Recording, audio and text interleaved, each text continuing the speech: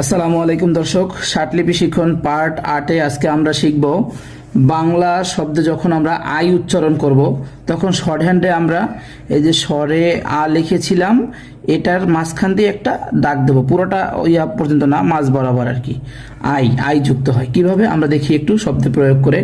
যেমন আমাদের এখানে আছে ভাই, তাহলে ভ কিভাবে লিখতে হয়।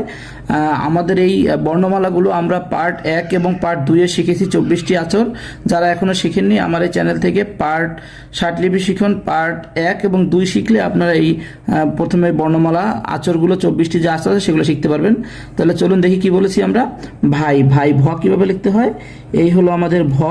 এবার আই যোগ করবো কিভাবে, এই যে জিরো লিখে এই যে এখানে টান দিয়ে দেবে, এটা হলো গিয়ে ভাই। এবার খাই খ কিভাবে লিখতে হয়, এই হলো গিয়ে খ, এই হলো গিয়ে আই খাই।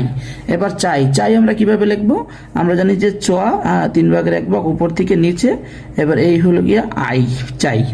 আচ্ছা এবার কি নাই ন লিখবো আমরা, এই হলো ন, এই হলো গিয়ে আই নাই। আচ্ছা সেম এরকম ভাবে এখন যদি আমরা তিনটা বর্ণ এখানে হয় কিভাবে দেখি আমরা। পড়াই, তাহলে পড়াই আমরা কিভাবে লিখবো, আমরা প্রথমে লিখবো প, এবার লিখবো র, এবার লিখবো আই, এই হলো গিয়ে পড়াই।